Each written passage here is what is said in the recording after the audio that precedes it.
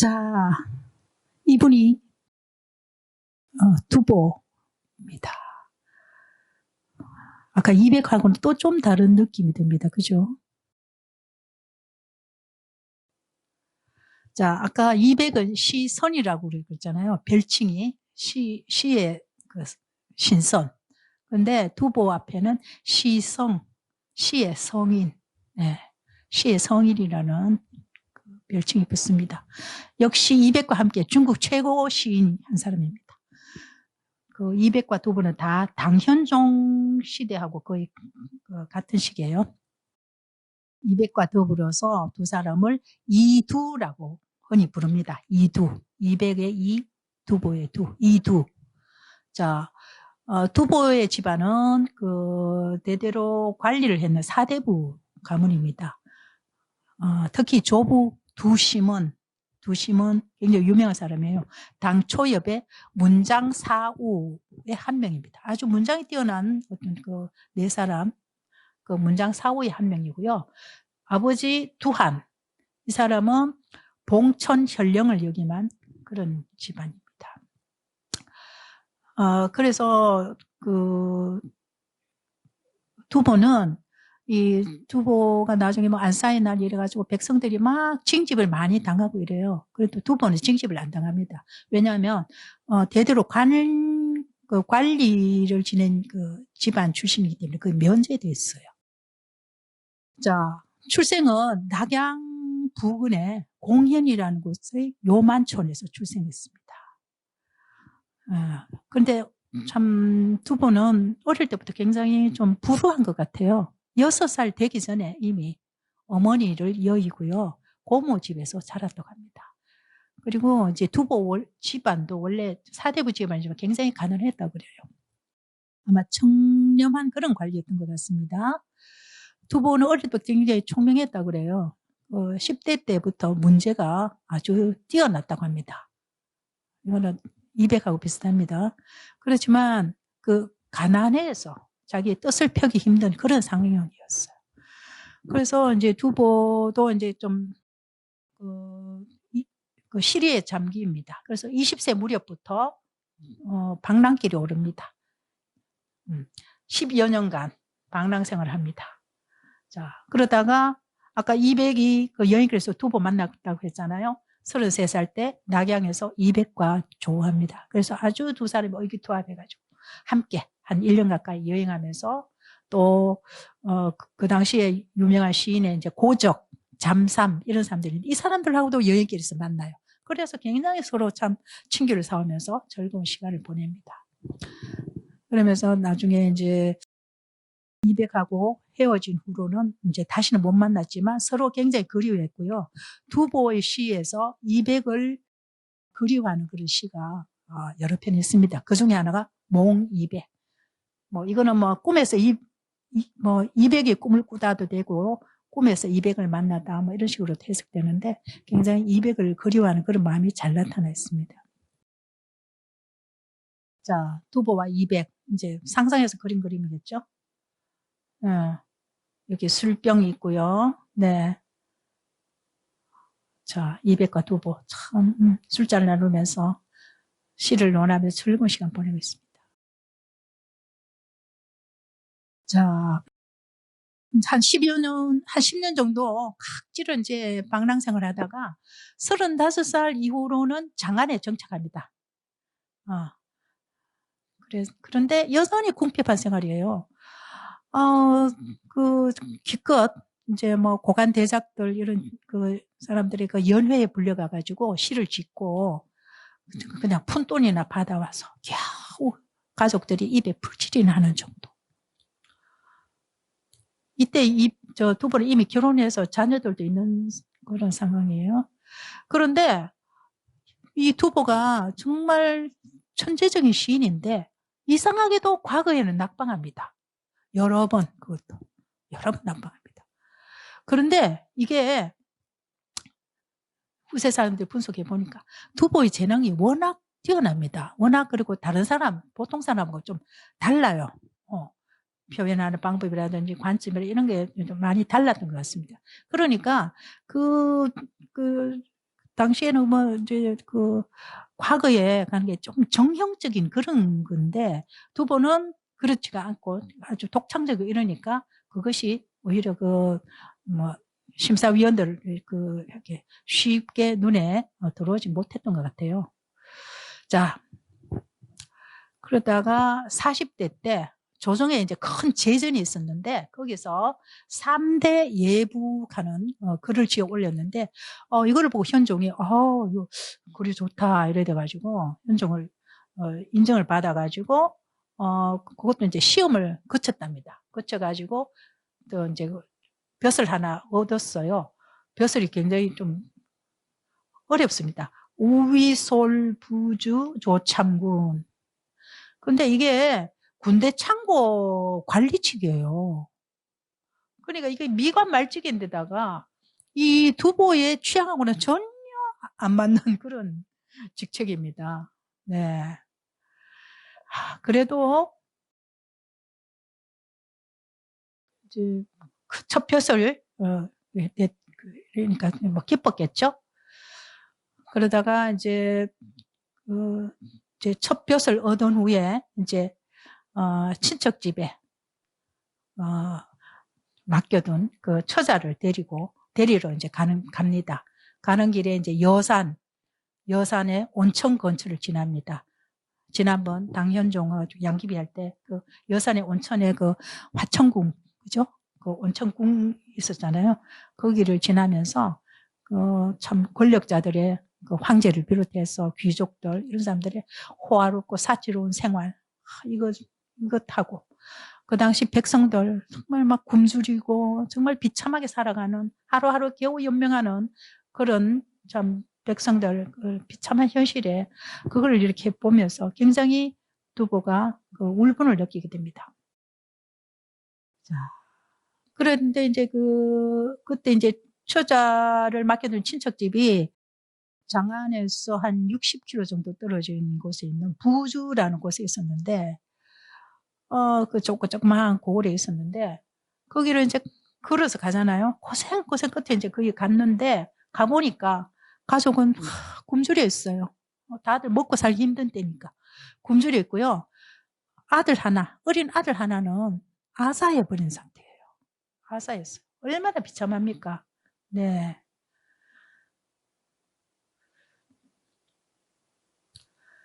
자, 그런데 이제 또 안사의 난 일어났습니다. 8년간 계속된 안사의 난. 당나라 전역이 전란에 휩쓸렸죠. 많은 백성들이 집을 잃고 가족을 잃고 엄청난 고통을 당합니다. 네. 그런데 이 안사의 난, 이 두보에게도 너무나 큰 고통스러운 시기가 돼요. 일생에서 가장 힘겨운 시기. 자, 현종은 그 사천으로 피난 가고요. 반란군이 장안을 점령했습니다. 그때 두보는 가족을 벽지인 부주로 이제 피난시켰고요. 그리고 이제 그때 그 황태자 이형이 이제 그 현종의 그 양위를 받아가지고 이제 숙종으로 즉위합니다. 즉위하니까 이제 장안에서는 즉위 못하고 반란군이 점령해 있어서 영무라는 곳에 이제 즉위하는데 어쨌든 미간 말직이지만 관리니까 새 황제의 즉위를 경하기 위해서 황제를 배하러 갑니다. 그런데 이제 그 영무로 가던 길에 두보는 반란군한테 잡혀요.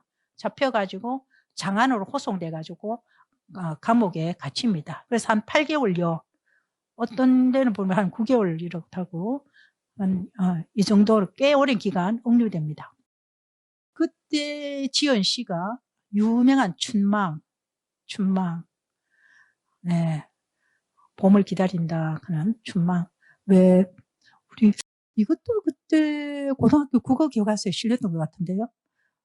뭐 국파산하제, 그죠? 나라는 깨어져도 산하는 남아있다. 그걸로 시작되는 그런 시. 그리고 원야는 자기가 이제 이렇게 억류대가 있으면서 장안에 억류대가 있으면서 멀리 떨어진 가족들이 어떻게 지내나, 아내는 어떻게 지내나, 가족들 그리워하는 마음, 이거를 담은 시예요. 자, 그런데 이제 겨우 장안에 그래도 가까스로 탈출합니다. 탈출해가지고요. 이제 숙종을 배하러 갑니다. 갔는데 그때 두보 참 모습이 아주 그랬다고 그래요. 웃돌이는 완전히 찢어져가지고 팔이 드러나고요. 신발도 다 떨어져가지고 완전 발가락이 드러난 이런 꾀재재한 몰골로 황제를 비하합니다. 새 황제 숙종. 그러니까 이 숙종이 보니까 이 참 미가 말죽에 이름도 없는 관리가 정말 자기를 배할하러 모습이 정말 막 거지같이 돼가지고 자기를 배할하러 오니까 숙종이 좀 감동했어요. 그 충성심에 감동해가지고 좌섭유라는 벼슬에 임명합니다. 좌섭유 하는 거는 간관이에요. 간은 하는 벼슬. 그러니까 뭐 황제한테 어떤 그 국사에 대해서 어떤 의견을 제시하기도 하고, 또 황제가 잘못된 명령을 내리거나 뭐 그렇게 하면 그거를 이제 고치고 또 수정하고 뭐 이렇게 뭐 보충도 하고 하는 그런 벼슬이에요. 벼슬인데 그런데 숙종이 또 이 두보의 어떤 그 간언에 그렇게 뭐 또 귀를 기울이지 않았다고 그래요. 어쨌건 하여튼 참 좌수비라는 벼슬이 있었는데, 저기 친구 방관이라는 사람이 있었는데 이 사람이 반군 토벌에 실패했나 봐요. 그래서 이 방관을 변호하는 건 이제 상주문을 올리고 이러다가 숙종의 미움을 사게 됩니다. 그래서 좌천됩니다. 화죽하는 아주 작은 고을에 사공참관이라는 아주 참 이것도 미가 말증인데 그걸로 좌천됩니다. 그래서 이제 화주로 내려와 있으면서 사공참관으로 있으면서 많은 참상을 목격합니다. 그쵸? 관리의 폭정으로 고통당하는 백성들의 참상. 그래서 이 시기에 아주 유명한 작품을 내놓는데요.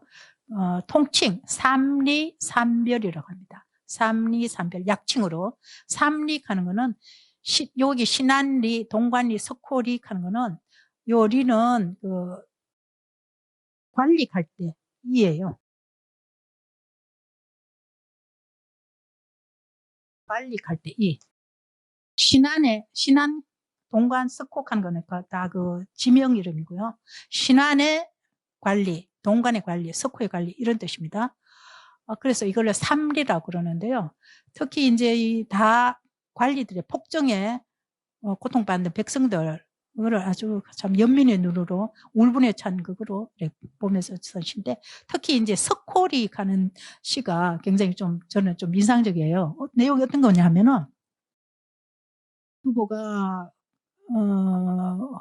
어느 날 이제 이 석호라는 마을에 유숙하게 됐습니다. 아마 말직의 관리지만 뭐 출장도 갈 수 있고 뭐 그러잖아요. 이제 걸어다녀야 하니까 날이 저물어가지고 석호하는 그 마을에서 이제 유숙을 하는데 한밤중에 그 마을에 막 소동이 일어난 거예요. 알고 보니까 이제 이 뭐 안사의 난 이걸로 해가지고 이제 병사가 부족하니까 막 관리들 보내가지고 각 집에서 막 장정들을 이제 징집하는 거예요.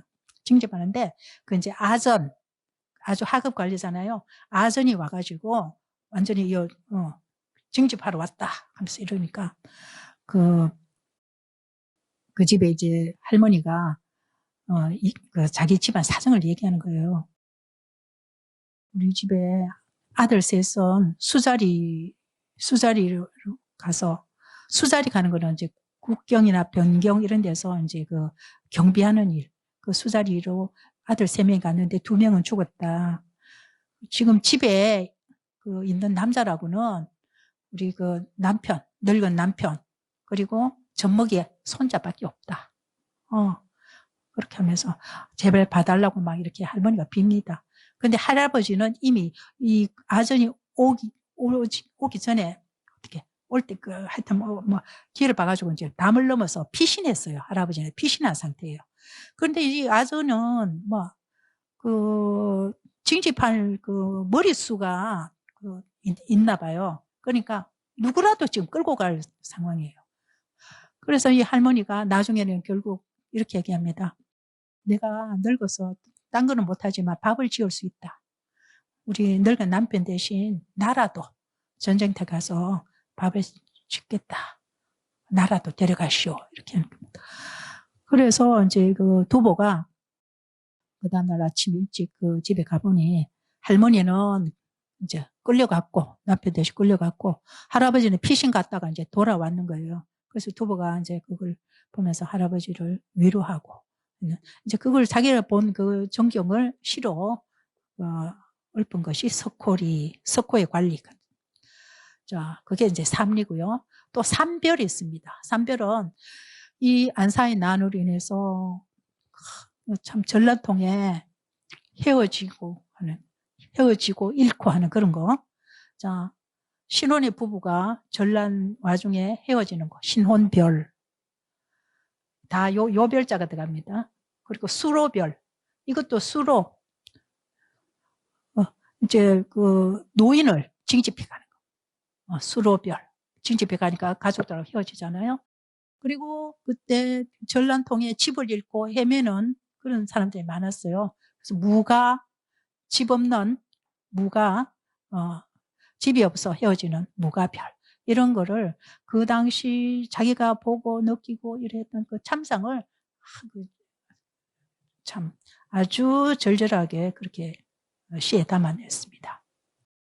자, 이런 전란의 참화 속에서 그 백성들의 참 온갖 비극을 직접 자기가 목격합니다. 그리고 자기도 직접 겪었잖아요. 자기 어린 아들도 굶주려 죽었지 않습니까? 그렇게 목격하면서 두보의 시 세계가 더욱 깊어지고 넓어지고 깊어질 수밖에 없죠. 자, 그러다가 아까 반란군 막는데 실패한 방관, 그걸 변호하다가 좌천되고 했잖아요. 그 방관도 몰락했고요. 좌천 이후에 이제 받은 벼슬, 그죠? 그 벼슬에도 적응하지 못합니다. 못하고 그런 데다 큰 기근까지 만납니다. 그래서 759년에 아마 관직에 대해서 굉장히 회의가 왔던 것 같아요.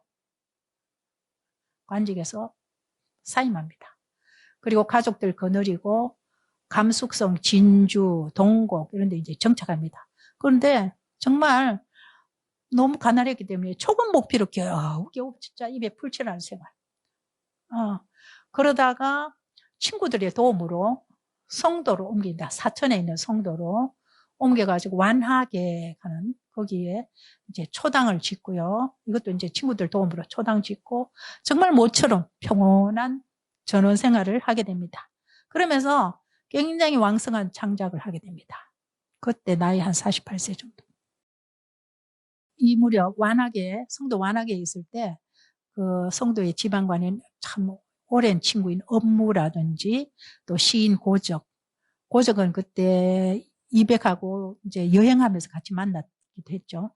고적 등 이런 친구들이 경제적으로 지원을 많이 해주었어요. 그래서 이때가 굉장히 두보로서는 행복한 시절이었어요. 그런데 그 행복이 한 2년 정도에 불과했습니다. 이제 업무가 다시 이제 장안으로 소환돼 갑니다.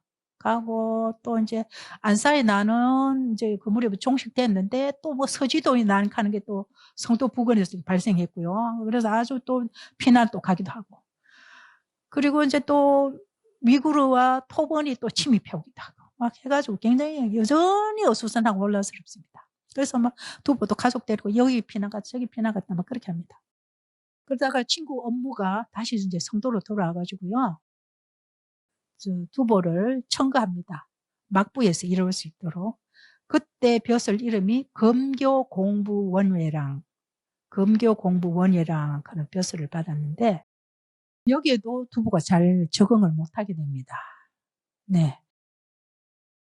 여기서 공부하는 게 이제 있는데 나중에 이제 두보를 두공부라고도 하거든요. 이때 벼슬이 이때 이제 공부하는 게 들어있어서 두공부라고 합니다. 적응을 잘하지 못하고 또 이제 건강도 좀 나빴어. 두보가 원래 좀 폐병이 있었다고 그래요. 그래서 그게 이제 나중에 점점 막 병이 더 많아지고 건강 문제가 생기면서 사직합니다. 자, 이게 완화계 시절에 이제 두보 그 초당을 이제 후세 현대에 이렇게 재현한 건데, 두보 초당이 이렇게 좋았을까 싶긴 한데, 어쨌든 뭐 이렇게 초당 지프로 엮어가지고요.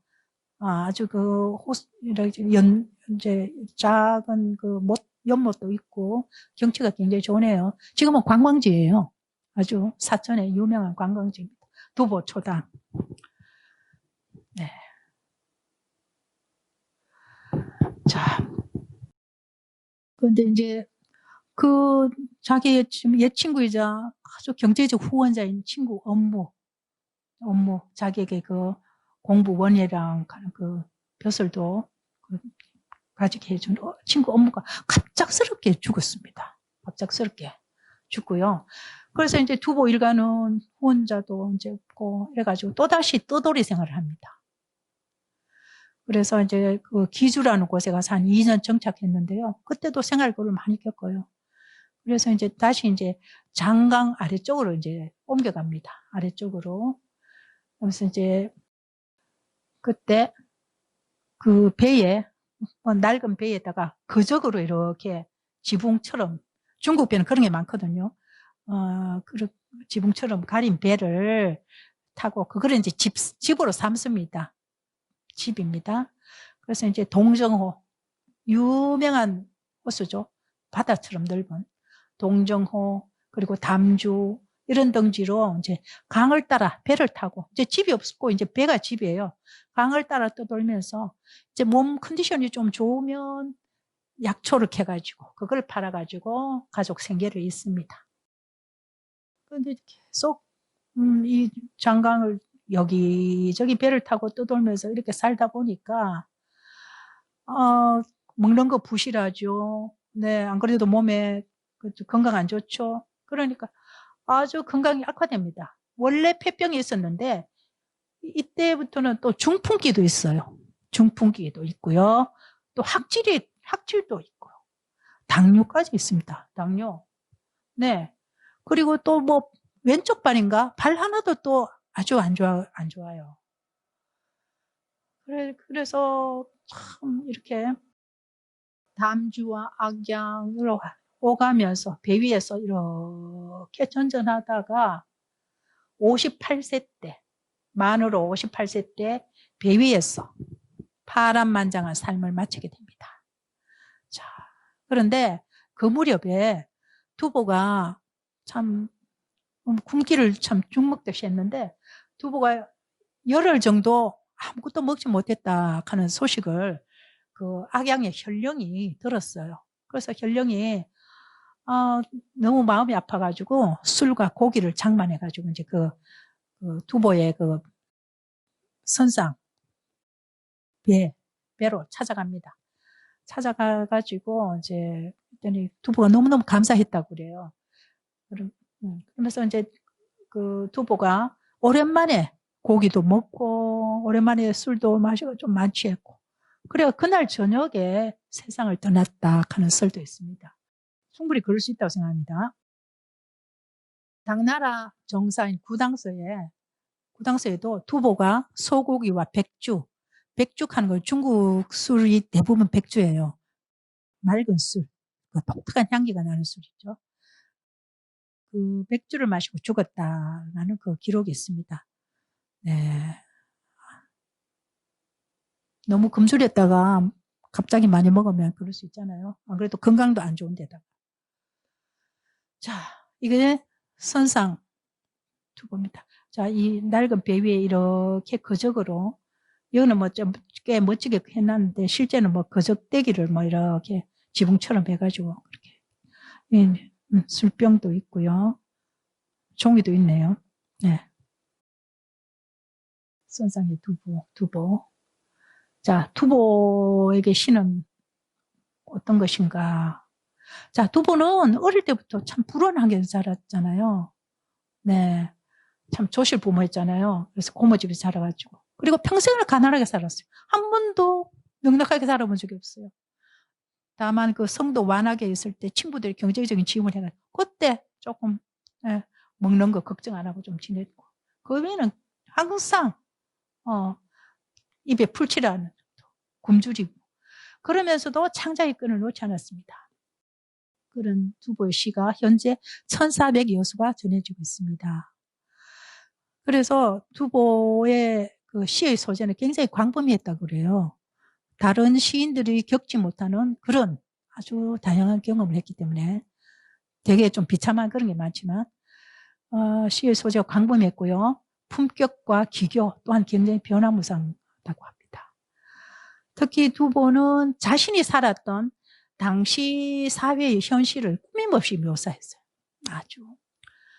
그래서 두보 작품은 그 사회를 그대로 반영했기 때문에 시의 역사, 시로선 역사, 시의 역사가 아니고 시로선 역사, 시사라고도 불립니다.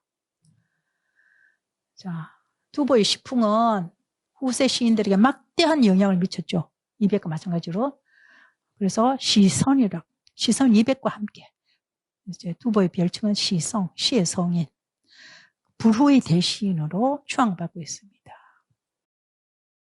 자, 두시은혜라는 게 있습니다.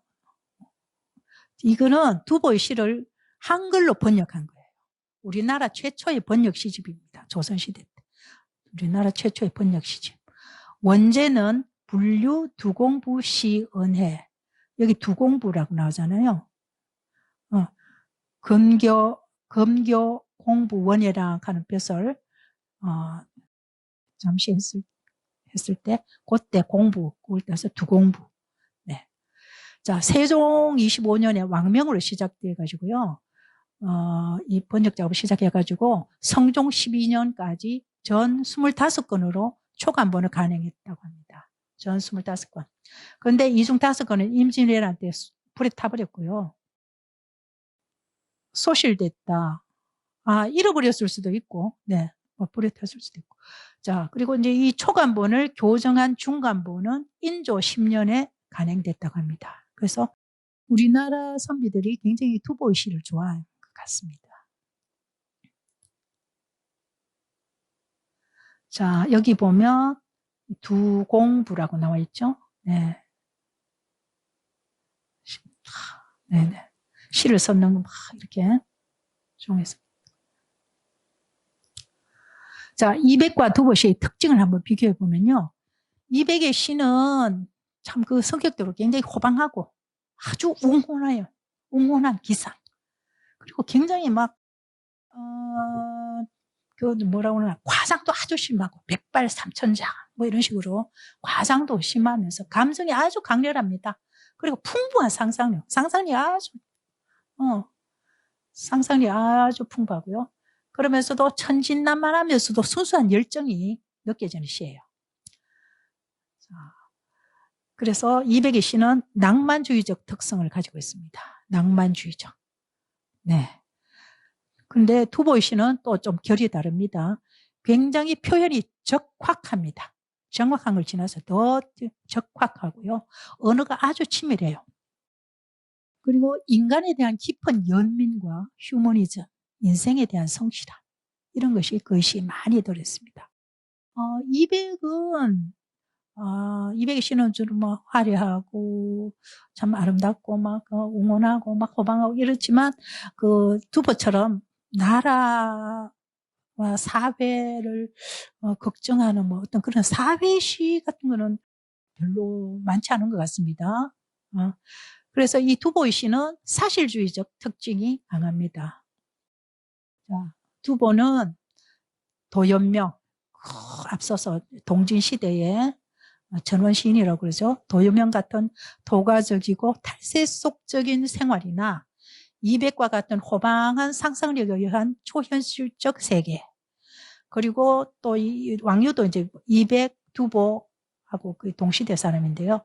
왕유와 같은, 왕유는 굉장히 불교에 심취한 사람이에요. 그림도 굉장히 잘 그렸고요. 왕유와 같은 종교적 깊이는 담지 않았지만 따뜻한 인간미, 그리고 남을 배려하고 측은히 여기는 시선으로 세상을 보았고 현실 문제를 과감하게 비판하고 또 날카로운 고발로 자기의 시 속에 담아낸 그런 특징을 가지고 있습니다. 자, 이백과 두보 우리가 지금 살펴봤는데요. 누구를 더 좋아하느냐? 저도 참 한 사람을 가지를 못하겠어요. 여러분들 어떠신지 궁금하네요. 아마 취향에 따라서 다를 수 있겠는데요. 네, 각자의 또 개성이 너무 뚜렷하니까 어느 누구를 선택할지 잘 모르겠습니다. 다 좋은 것 같습니다. 자, 오늘 당나라의 대표적인 신이자 중국 시사의 가장 뚜렷한 봉우리 이백과 두보를 저희들이 살펴봤고요. 다음 시간에는 이번 12회 과정 중에서 마지막 회입니다. 이제는 당나라에서 송나라로 내려갑니다. 송나라를 개국한 송태조, 조광윤, 그리고 송나라 송휘종이라고 해서 굉장히 참 풍류천자인데 결국 굉장히 비참한 아주 예술가입니다. 송휘종은 아주 뛰어난 예술가인데 결국은 나중에 비참한 난로를 걷게 되는 아주 참 연민을 느끼게 하는 그런 황제예요. 그 송태조와 송휘종을 알아보도록 하겠습니다. 여러분, 이 강좌가 나갈 때쯤에 이미 추석이 지났을 때 같은데요. 자, 추석 연휴 잘 보내시고 틈틈이 유튜브에 들어오셔서 중국 인물사 강좌 재미있게 봐주시기 바라겠습니다. 감사합니다.